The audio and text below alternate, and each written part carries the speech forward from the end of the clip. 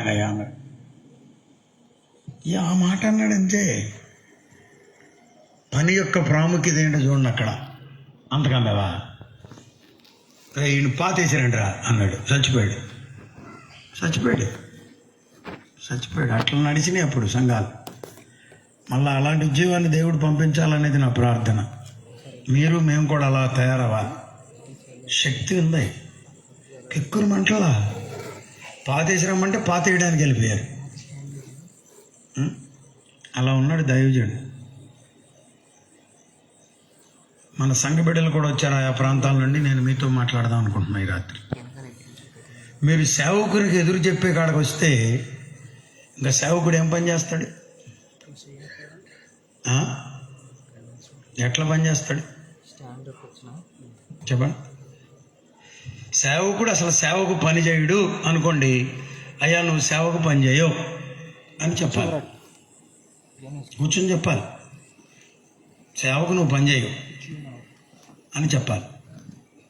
కాదు సేవకుల్లో ఏదైనా కొంచెం ఇబ్బందికరం దాని అనుకో, అయ్యా పలానా విషయంలో నేను ఇబ్బంది పడ్డానయ్యా, అలా జరగకుండా ఉంటే మంచిది. మన పరిచర్య కదయ్యా, దేవుని పని కదయ్యా అనే విధంగా ఉండాలి. అంతే తప్ప నువ్వు లేచి నిలబడటం, మాట్లాడేయటం, ఎడాపడా ఇసిరేయటం, లెక్కలేనట్టుగా ఉండటం వచ్చామనుకో పని పాడైపోద్ది. అలా ప్రవర్తించిన సంఘాలన్నీ ఇవాళ పనిలో లేవు. ఊరిని ఈగలు తోలుకుంటున్నాయి. అలా ఉండకూడదు అనేది నా ఉద్దేశం. మన బిడ్డలు ఒక్కళ్ళు కూడా ఉండకూడదు. మీరు పిలిచిన నాయకులు, దేవుడు ఈయన్ని పిలిచాడు అనుకున్న చోటకే వెళ్ళండి. ఇట్స్ మీ ఆర్ రాజేష్ గారు ఆర్ ఫిలిపై గారు ఆర్ ఎనీబడి. ప్రభువు ఈయన్ని పిలిచాడు. దైవ దర్శనం ఈయనకి ఉంది. ప్రభువు ఆత్మ ఈయన్ని నడిపిస్తున్నాడు అనుకుంటే వెళ్ళండి. ఆ సెన్స్ మీకు అక్కడ తగలకపోతే, ఆ స్మెల్, ఆ గుర్తింపు అక్కడ లేకపోతే మీరు వేరొక చోటుకు వెళ్ళడం మంచిది. నాయకులైనా సరే, సేవకులైనా సరే, ప్రభువు పిలిచిన చోట మనం ఉండాలి. నెంబర్ 1 పిలిచాడు ప్రభువు, నన్ను పిలిచాడు, నేను చేయగలను. నువ్వు బుడ్డాడుగా, నీ బలము చాలదు కదా అన్నాడు. నా బలం చాలదా? నా బలం చాలదు ఏంటి? ఇదిగో ఎలుగుబంటి వచ్చింది, నేను గొర్రెలు మేపుతుంటే. సింహం వచ్చింది. 17వ అధ్యాయం మొదటి సమూయేలు గ్రంథం 17వ అధ్యాయంలో 35, 34, 35, 36, 34, 35, 36 ఆ 3 వచనాల్లో అంటాడు, ఇదిగో నేను గొర్రెలు మేపుతుంటుండగా సింహం వచ్చేసి అంటాను.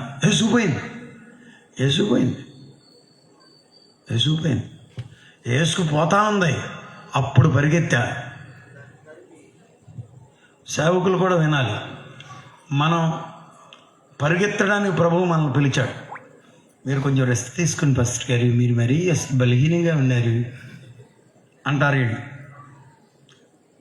వాళ్ళు అన్నారు కదా అని మీరు రెస్ట్లో పడ్డారనుకో కష్టం అయిపోద్ది. ప్రభువు మనం రెస్ట్ తీసుకోవడానికి పిలవల. మన రెస్ట్ ఇక్కడ కాదు, అక్కడే. స్తోత్రం, హల్లెలూయా, ఆమేన్. మన రెస్ట్ ప్రభువులోనే. సింహం వచ్చింది, నేను తరిమా, దాన్ని వెంటబడ్డా.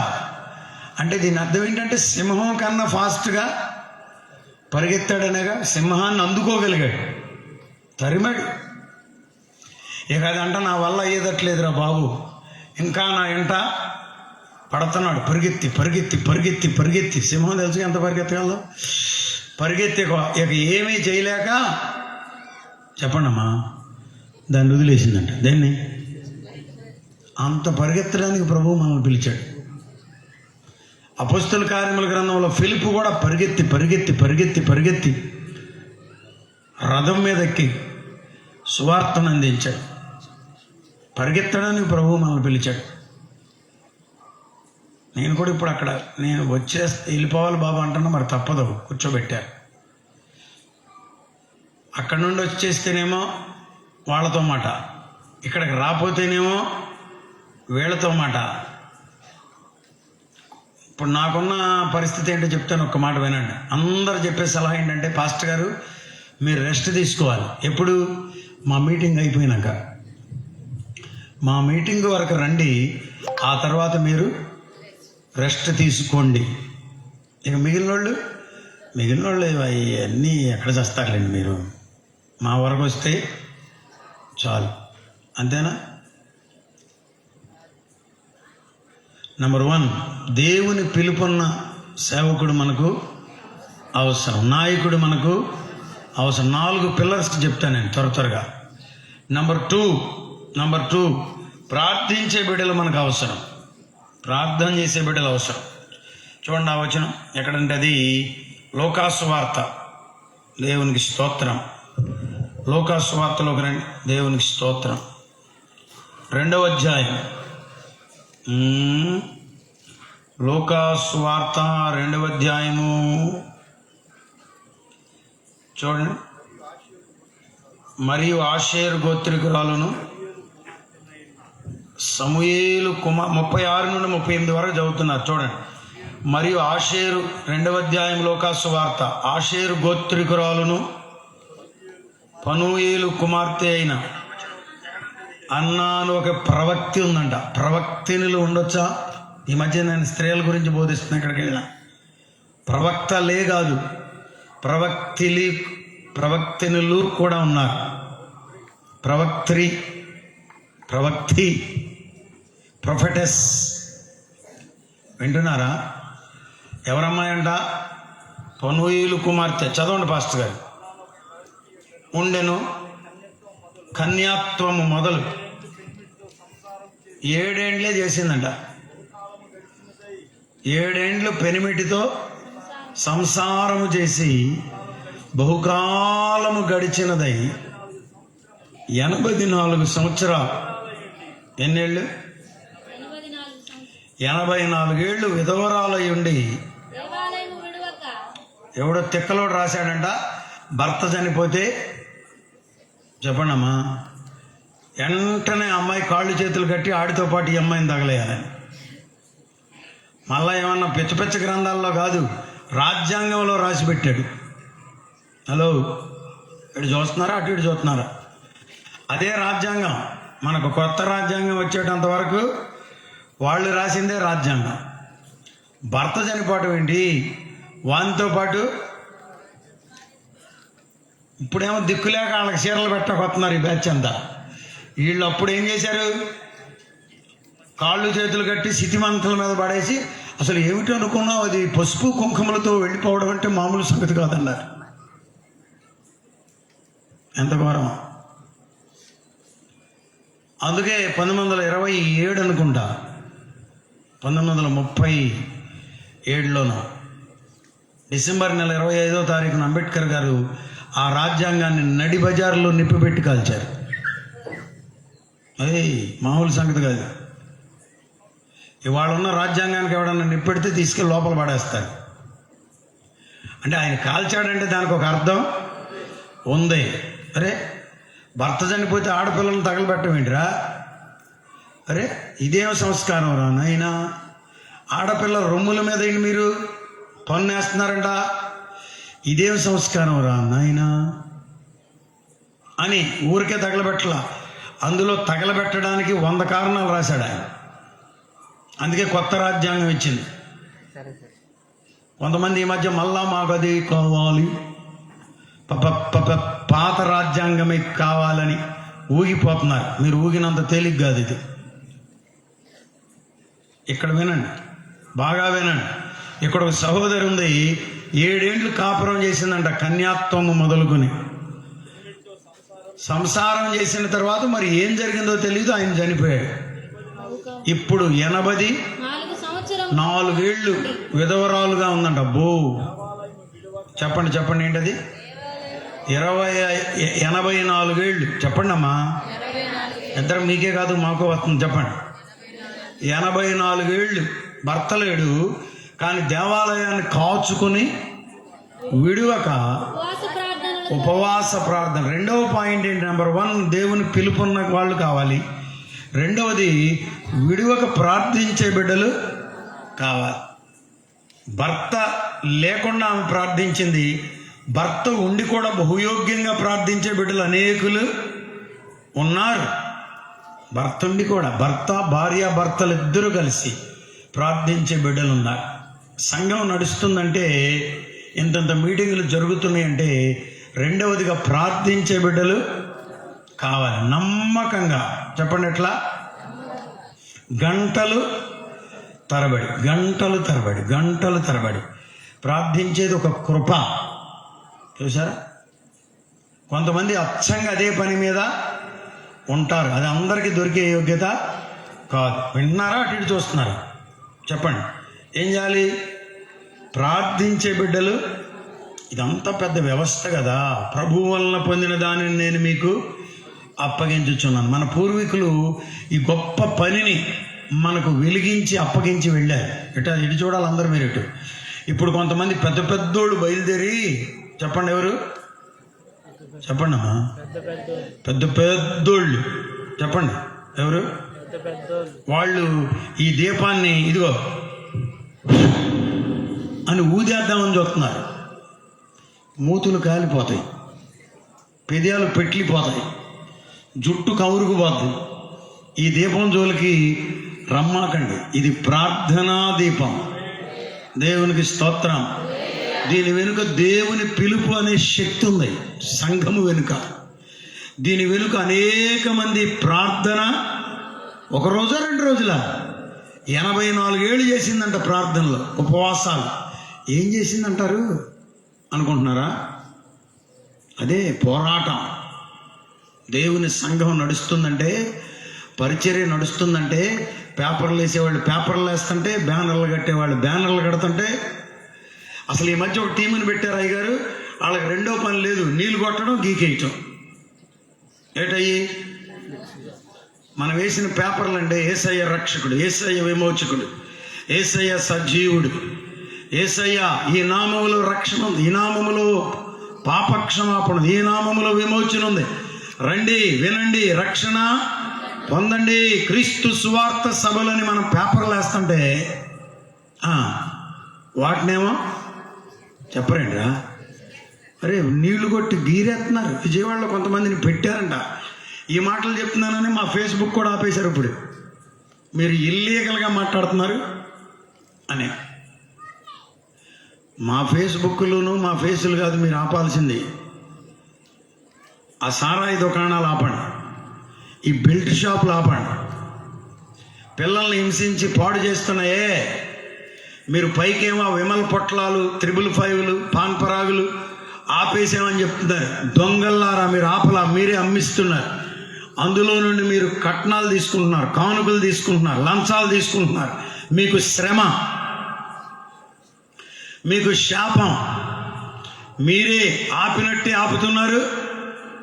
అమ్ముకుంటారు అనే వాళ్ళని. మవలో పానపరాగల పొట్లాలు ఎక్కడ దొరుకుతున్నాయి వాళ్ళకి తెలియదు. చెప్పండి, ఊరికినే బండి వేసుకొని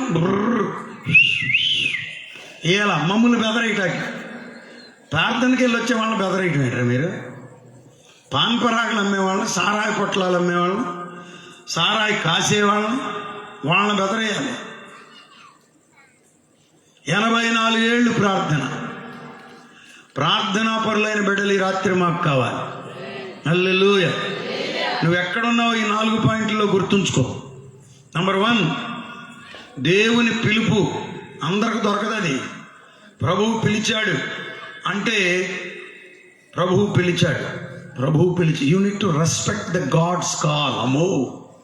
అమ్మో మా నాన్నగారు పిఎం సామ్యూయల్ గారు పేరెత్తినప్పుడల్లా అమ్మో ఆ దైవజనుడే అనేవారు. నాకు అప్పుడు అర్థం కాలేదు, కానీ ఇప్పుడు అర్థం అవుతుంది.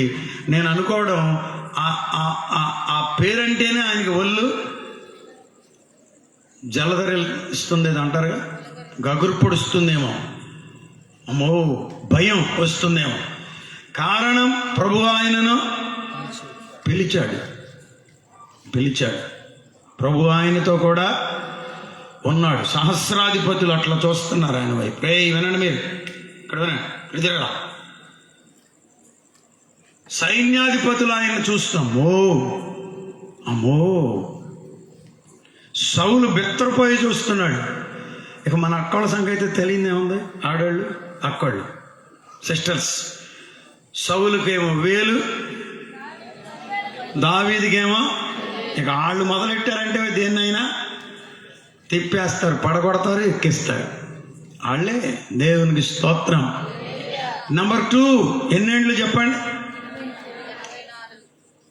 84 ఏళ్ళంట. ఎక్కువ కాలం ప్రభువులో నీవు నమ్మకంగా ఉండాలి. 10 ఏళ్ళు నేను నమ్మకంగా పనిచేశాను, ముగించాను అన్నట్టుగా కాదు. జీవితకాలం అంతా మనం నమ్మకంగా ప్రార్థన చేసే బిడ్డలంగా ఉండాలి. పెద్ద టైం లేదు కాబట్టి నేను ముగించేస్తా. 2 చెప్పా. 3వది, నంబర్ 1, దేవుని పిలుపున్నటువంటి నాయకులు కావాలి. నంబర్ 2, ప్రార్థించేటటువంటి నమ్మకస్తులైన బిడ్డలు కావాలి. నంబర్ 3, నమ్మకమైన పనివారు కావాలి. చాలా ప్రాముఖ్యమైన అంశం. చెప్పండి, ఏంటది? చెప్పండి. దైవజనులు కూడా ఇలాంటి వారి కొరకు వెతుక్కోవాలి. ఇలాంటి వారిని జాగ్రత్తగా చూసుకోవాలి. ఇలాంటి వారిని కాపాడుకోవాలి. నమ్మకస్తులు పద్దాకా దొరకరు, ఎక్కడో రేరుగా ఉంటారు. ఏమంటాడు అక్కడ భార్యల గురించి ఏదో మాట అన్నాడుగా సామెతల గ్రంథంలో, గుణవతి అయిన భార్య దొరుకుట అరుదు అన్నట్లుగానే నమ్మకమైన బిడ్డలు దొరుకుట అరుదు. వాళ్ళని పోగొట్టుకోకూడదు. మీరు నమ్మకమైన జాబితాలో ఉండాలి. చెప్పండి, ఎక్కడ? మోషే అంటాడు, చదవండి. హెబ్రీ పత్రికలు ఎక్కడ అంటాడు, చదవండి. హల్లెలూయా, స్తోత్రం చెప్పండి కొంచెం గట్టిగా. హల్లెలూయా. మోషే అంట దేవుని ఇల్లంతటిలో, మోషే 3:2 అంట చూడండి. హెబ్రీ పత్రిక 3వ అధ్యాయము 5-6 వచనాలు చూడండి. పోనీ ఏం గణుకుతారండి?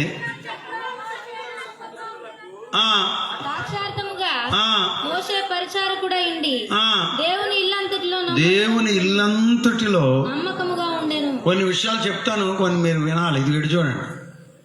కొంతమంది నమ్మకంగా ఉంటున్నారు కానీ ఇల్లంతట్లో ఉంటట్లా. ఏమంటే గారు, ఒక ఏరియాలో ఉంటున్నారు, రెండో ఏరియాకి వచ్చేసరికి ఇబ్బంది పడిపోతున్నారు.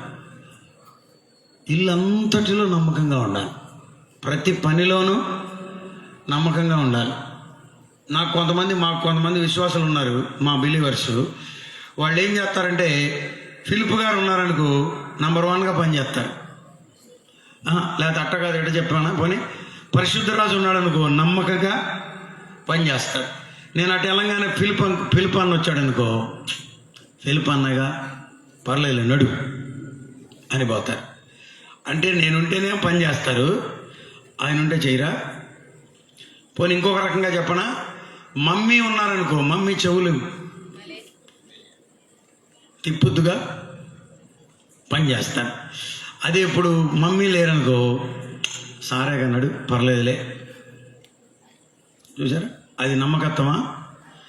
ఇల్లంతటిలో అన్నప్పుడు ఫస్ట్ టర్మ్ లీడర్షిప్ ఉన్నా, సెకండ్ టర్మ్ లీడర్షిప్ ఉన్నా, పాస్టర్ అమ్మగారు ఉన్నా, పాస్టర్ రై గారు ఉన్నా, దైవజనుడే ఉన్నా, సంఘ పెద్ద ఉన్నా, నువ్వు నమ్మకంగా అక్కడ పనిని చేయాలి. పనిలో ఏముండాలి చెప్పండి? నీ మీద పనిని వదిలేసి నాయకుడు ధైర్యంగా వెళ్ళిపోవాలి. నేను వాళ్ళకి స్టేజ్ అప్పచెప్పాను, వాడు దాన్ని కంప్లీట్ చేస్తాడు, దేవునికి మహిమ తెస్తాడన్న ధైర్యం నీ సేవకునికి నీవు పుట్టించాలి. ఇంకొక ఉదాహరణ కూడా చెప్తా. మాకు కొంతమంది ఉన్నారు, ముఖ్యంగా 1-2-3 ఉన్నారు, వాడికి ఏ పని అప్పచెప్పినా ఎత్తుబారమే. దాని అర్థం ఏంటో నాకు తెలియదు, మా అమ్మ వాడే పదం అది. ఏ పని అన్న అప్పచెప్పు, వాడు ఏం చేస్తాడంటే ఇటు చూడండి అందరు. 1-2-3 చేసే పని ఏంటంటే, నాకే పని అప్పచెప్తావా, నీ సంగతి చెప్తా నాగు. అని మనకు పనిష్మెంట్ ఇప్పిస్తారనమాట ఆ పని అప్పచెప్పినందుచేత. ఓరి బాబు, అనవసరంగా వీనికి ఈ పని అప్పచెప్పాను, ఇక జన్మలో ఈ పని ఏ పని కూడా వీనికి అప్పచెప్పకూడదు అనిపిస్తారు. అలాంటి వారు నమ్మకస్తులేనా? ఏమా పని జరగాలంటే, మందిరం కట్టబడాలంటే, మీటింగు పెరగాలంటే, అనేక మందిని సువార్త కొరకు మనం పంపాలంటే, గొప్ప యోధులు ఇక్కడి నుండి లేవాలంటే, ఇదిగో ఈ పిల్ల ఆవులిస్తుంది, ఆ పిల్ల పడుకుంది, ఈ పిల్ల ఆడుకుంటుంది, ఆ పిల్ల కాళ్ళు చాపింది, వీళ్ళందరూ బుడ్డి బుడ్డి పిల్లలు, కానీ ఒక దినాన పెద్దోళ్ళు అయిపోతారు. అంతేనా కాదా? వీళ్ళు అది అట్లాంటి తెల్ల తెల్ల డ్రెస్సులు వేస్తారు. వీళ్ళు కూడా ఇక 4 ఏళ్ళు 5 ఏళ్ళు 10 ఏళ్ళు పోయినాక చక్కటి ముసుగులు, అప్పుడు వాళ్ళు సర్దుకుంటారు. ఇట్లా ఉండరు. ఇప్పుడు చిన్నపిల్లలు కదా, ముక్కులోంచి ఉరికా శివుడు నాకు తీ అంటాం మనం. కానీ ఒక 10 ఏళ్ళు పోయేసరికి వాళ్ళు కూడా నీట్గా స్మార్ట్గా తయారై, అమ్మగారు, చిన్నమ్మగారు, చిన్నమ్మగారు ఇంకో 15 ఏళ్ళకి పెద్దమ్మగారు అయిపోదు.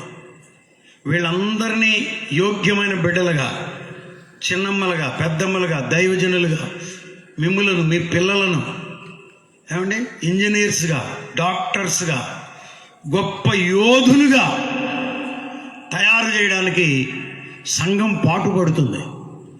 సంఘ బిడ్డలు పాటుపడుతున్నారు. పిలుపు కలిగిన వాడు నిలబడి పనిచేస్తున్నాడు, ప్రార్థించే బిడ్డలు ప్రార్థిస్తున్నారు, నమ్మకంగా పనిచేసే బిడ్డలు అండి.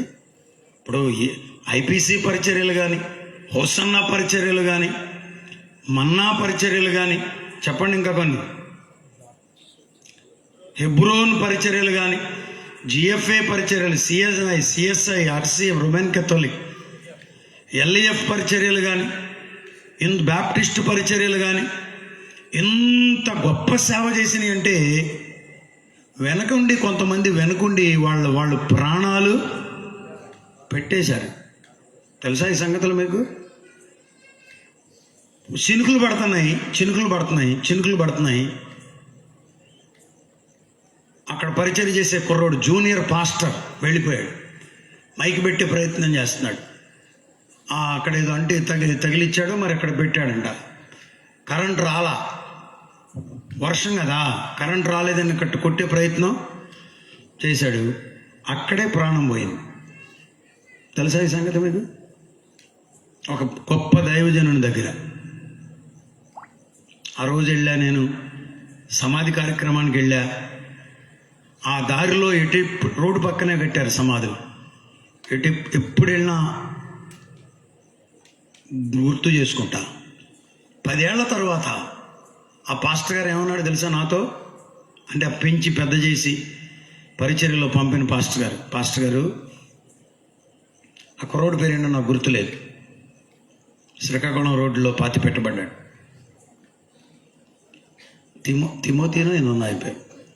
ఆ పిల్లోడును ఎందుకు ప్రభు తీసుకున్నాడో అనేక సార్లు ప్రభువుని అడిగాను, కానీ ఇప్పటి వరకు నాకు జవాబు లేదు. పాస్టర్ గారు యోగ్యుడు, పాస్టర్ గారు యోగ్యుడు, కానీ ప్రభు కొరకు ప్రాణం పెట్టాడు. కనపడ్డావు, బ్యానర్లో కనపడ్డావు, మాకులాగా పోస్టర్ల మీద కనపడ్డావు. ఓ పెద్ద పాస్టర్ గారి పేరు చెప్పను కానీ, ఏంటండి ఎక్కడ చూసినా మీరే కనపడుతున్నారు పోస్టర్లలో అన్నాడు. సరే సంతోషంగా అన్నారేమో,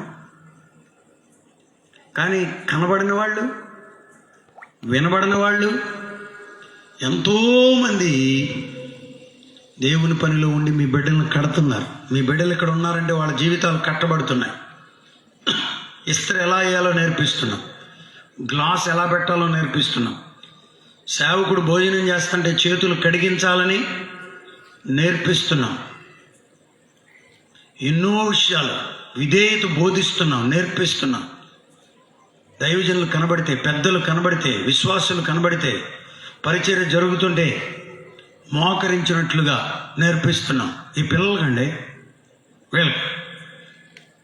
వీళ్ళు ఇక్కడ లేకపోతే వీళ్ళ పరిస్థితి ఏంటో తెలుసా? కొమ్ములు తిరిగిపోతాయి, వీళ్ళకి జుట్టు పెరిగిపోద్ది. నేను వచ్చేటప్పుడు అక్కడ ఏదో ఒక సీన్ చూశాను. ఆ పిల్లోడు ఇట్లా అన్నాడు, ఆ పిల్లని పెద్దోళ్ళు ఎంత ఉన్నారు, సంబేర్ ఎక్కడ ఏదో జరుగుతుంది అక్కడ కార్యక్రమం దగ్గర, ఇట్లా అన్నాడు అంతే, ఇట్లా అన్నాడు. ఆ పిల్ల ఎగబడిపోయి ఆడి మీద పడి మెడకాయ పట్టేసింది. అట్లా అయిపోతారు, అట్లా అయిపోతారు. వాళ్ళని షేప్ చేయడానికి నలుగురిని గురించి చెప్తున్నాను. వీళ్ళ బిడ్డలందరినీ షేప్ చేస్తాను, మందిరాన్ని నడిపించడానికి, సహవాసాన్ని నడిపించడానికి, పరిచర్యను నడిపించడానికి పిలువబడిన దైవజనుడు, ప్రార్థించే బిడ్డలు, నమ్మకంగా. నంబర్ త్రీ నమ్మకంగా పనిచేసేవాడు. ఒక చోట కాదు సుమా, ఇల్లంతటిలో. మీలో కొంత పని చేస్తున్నారు చాలా నమ్మకంగా, కానీ ఇంకొక చోటకు వచ్చేసరికి అట్టర్ ఫెయిల్ అయిపోతున్నారు. దాన్ని మనం ఏం చేయాలి? జయించాలి. నీవైనా నేనైనా, ప్రభువా ఇదిగో ఈ విషయంలో నేను ఎంతో నమ్మకంగా ఉండగలుగుతున్నా, నీ కొరకు ఇంత పని చేస్తున్నా, కానీ ఇక్కడికి వచ్చే వరకు నేను ఫెయిల్ అయిపోతున్నా, నన్ను క్షమించయ్యా, నాకు జ్ఞానోపదేశం దయచేయి, నాతో మాట్లాడు, నన్ను కనికరించు, నాకు కృప చూపు అని మనం ప్రభువుని అడిగి తెలుసుకుని ఎరిగి నమ్మకత్వంలోనికి చొరబడాలి. మన నమ్మకత్వాన్ని సాతానుడు దొంగిలిస్తాడు. మనం నమ్మకంగా చేసే పనిని సాతానుడు డిస్టర్బ్ చేస్తాడు. పిల్లలు చూడండి, ఎంతో జాగ్రత్తగా బొమ్మరీలు కట్టుకుంటారు. ఒక అలవాడు వచ్చి ఏం చేస్తాడు చెప్పండి? గీసేస్తాడు. పిల్లలు ఏం చేస్తారు? అయ్యయ్యో ఉస్సూరుమంటారు. నీ జీవితాన్ని కూడా అపవాదం చేస్తున్నాడేమో. నమ్మకస్తులుగా పనిచేయాలి. అవునయ్యా, నేను నమ్మకస్తునిగా ఉంటానయ్యా పరిచర్యలో. సేవకుడు మిమ్మల్ని చూచినప్పుడు, అబ్బా ఈ బిడ్డ నమ్మకస్తురాలు. నిన్ను చూడడంలోని ఇరిటేషన్ రాకూడదు సేవకునికి, నిన్ను చూడడంలోని ఇరిటేషన్ రాకూడదు. ఆ మధ్య ఒక ఆయన అన్నాడు, పాస్టర్ గారు నాతో, అసలు ఆ నాయకుడు, ఆయన ఒక సంస్థకు నాయకుడు, ఈయనేమో ఆ సంస్థలో పనిచేసే సేవకుడు. ఈయన అన్నాడు, అసలు ఆయన ఇక్కడికి ఎట్లా వచ్చాడండి? ఈ ఊరు ఎట్లా వచ్చాడు? నేను నిలేస్తా అంటున్నాడు. ఎవరిని? నాయకుడిని నిలేస్తాడంట. ఇక చెప్పండి, మీరు చెప్పండి, ఇంకేమో నమ్మకస్తుడు? అసలు సేవకు నీ మీద నాయకుడిని నిలేస్తాడు. నువ్వు నీ నాయకుడిని నిలేస్తే నీ పిల్లల రేపొద్దు నిన్ను పగలగా వస్తాడు నిలువుగా కత్తితో. వాడు ఊరికినే నాయకుడు అవ్వాల, ఒక సహవాసానికి దేవుని చేత పిలవబడి నాయకుడు అయ్యాడు.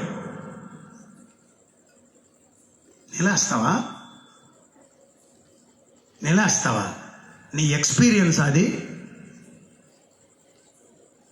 ఏంటది? నీ సొమ్మా? నీకు ఇవ్వబడిన ఆరోగ్యమా? 15 రోజుల క్రితం మా అన్నని హాస్పిటల్లో చేర్చారు, మా బాబాయ్ గారు అబ్బాయి. వాళ్ళకి ఏం అర్థం కావట్లేదంట. మళ్ళీ హాస్పిటల్ కాదని ఇంకొక హాస్పిటల్ పెడితే నిన్న ఒక్క రోజుకే 70,000 అయిపోయినాయంట. రోజుకు 1,00,000 తినేసే పరిస్థితి. సపోజ్ ఒక 60 లక్షలు ఉన్నాయనుకో, ఎన్ని రోజులు వస్తాయి? 2 నెలలు వస్తాయి. 60 లక్షలు 60 రోజులు. ఆ తర్వాత చేతులు. నీ నాయకుణ్ణి, నీ సహవాస నాయకుణ్ణి, నీ దైవజనుణ్ణి, లేక నీ తండ్రిని నీ ఇంట్లో. కొంతమంది పిల్లలు కూడా తండ్రి అంటే లెక్కలేదు. తండ్రిని హే ఎందుకు కన్నావురా, ఇంకా ఘోరమైన మాటలు, నేను అనలేని మాటలు, ఎందుకు కన్నావురా అని నీ తండ్రిని నువ్వు అన్నావో, రేపొద్దున నీ బిడ్డలు నిన్ను ఏం చేస్తారో తెలుసా? చాలా విచిత్రమైన రూపులోకి వెళ్ళిపోతాం. నంబర్ వన్ పిలుపు కలిగిన దైవజనుడు ఉండాలి. నేను చాలా గట్టిగా చెప్తున్నా, if you know that your pastor is not called by God, మీ దైవజనుని దేవుడు పిలవలేదు అనుకుంటే, నీ ఉన్న సహవాసపు నాయకుణ్ణి దేవుడు పిలవలేదు అనుకుంటే, యు బెటర్ చేంజ్, మారిపోవడం బెటర్. నంబర్ 1. నంబర్ 2, నమ్మకంగా పనిచేసే బిడ్డలుగా ఉండాలి, ప్రార్థించే బిడ్డలుగా ఉండాలి. ప్రార్థించే బిడ్డలుగా ఉండాలి. ప్రార్థన అనడంలోనే మీలో కొంతమందికి లేచిపోతున్నారు. ప్రార్థన అంటే పాస్ వచ్చేస్తుందంట. మరి అదేంటో మరి నాకు అర్థం కావట్లా. ప్రార్థన అంటే ఎందుకు వస్తుందో మీకు పాస్? వీళ్ళందరూ మనుషులు కదా. ప్రార్థన అంటే రాకూడదు నాన్న, రాకూడదు. ప్రార్థన అంటే ప్రార్థన అనడంలోనే నువ్వు మోకాళ్ళ మీదకి వెళ్ళిపోవాలి. ప్రార్థన అనడంలోనే నువ్వు చేతులు పైకెత్తాలి. ప్రార్థించే కుటుంబాలుగా మన కుటుంబాలు ఉండాలి. Number 3, faithful workers. నమ్మకంగా పనిచేసే బిడ్డలు దైవజనురాండ్రు గుర్తించాలి, విశ్వాస బిడ్డలు గుర్తించాలి, దైవజనులు గుర్తించాలి. ఆణిముత్యాలు, ముత్యాలు, రత్నాలు అలాంటి వారిని గుర్తించి, ప్రార్థించే బిడ్డలను గుర్తించి, పనిచేసే బిడ్డలను గుర్తించి, దేవునికి స్తోత్రం. ఏసన్న గారు బాగా కోప్పడేవారట. రే పో పో పొమ్మనానా, పెట్టి బట్ట పుచ్చుకుని పో అనేవాళ్ళంట. నేను పగలల్లా కష్టపడి వస్తే, నానా తిప్పలు పడి చేసి వస్తే నన్ను పొమ్మన్నాను. ఎట్లా తిట్టాడు చూడని. వాడు ఏడుస్తా పెట్టించుకుని బయలుదేరేవాడంట. మేరెక్క ప్రక్కనే ఉండి పక్కకు తీసుకుపోయి, వరే తిట్టింది ఎవరు? అన్నే కదా, మన నాయకుడే కదా, దైవజనుడు కదా, ప్రభు ఆయన్ను పిలిచాడు కదా, బాధపడమాక నాన్న, కనపడకుండా 4 రోజులు ఇక్కడ ఉండు, తర్వాత నేను చెప్తాలే అని జాగ్రత్త చేసి మళ్ళీ జాగ్రత్తగా తీసుకొచ్చేదంట. గొప్ప పరిచర్యను కట్టగలిగారు. దేవుని యొక్క బిడ్డ, ఈ రాత్రి నమ్మకమైన వారిని మనం జాగ్రత్తగా కాపాడుకోవాలి. నంబర్ 4 చెప్పి ముగించేస్తా. నంబర్ 4 ఏంటంటే, 4 not lost but not least అన్నారు. చివరిదే కానీ ప్రాముఖ్యత లేనిదేమీ కాదు. ప్రభు కొరకు ఇచ్చేవారు కావాలి. చెప్పండి. మరి ఇక్కడ పరిస్థితి ఎలా ఉందో నాకు తెలియదు, కానీ నేను సంఘంలో సహవాసంలో చూస్తున్నాను. ఒక 10% మందే దశంభాగం ఇస్తున్నారు. 100 మంది విశ్వాసులు ఉంటే 100లో చెప్పండి 10 మందే నమ్మకంగా దశమ భాగం ఇస్తున్నారు. మిగిలిన వాళ్ళు ఏదో ఒకటి అడ్డం పడుతుంది. మా వారు ఊరుకోరు, మరి ఏం చేయమంటారు? అది ఇక్కడ ఇవ్వకూడదమ్మా, నీకు తెలీదు, అది ఆ షాపులో పోయాలరా గరాట పెట్టి అని అంటే అక్కడ ఇస్తున్నాడంట. ఏంటది? దశమ భాగం కాదు, సగము భాగం. సగం భాగం ప్రభువుకు దశమ భాగం ఇస్తున్నావా? ప్రతిష్టార్పణలు ఇస్తున్నావా? ప్రథమ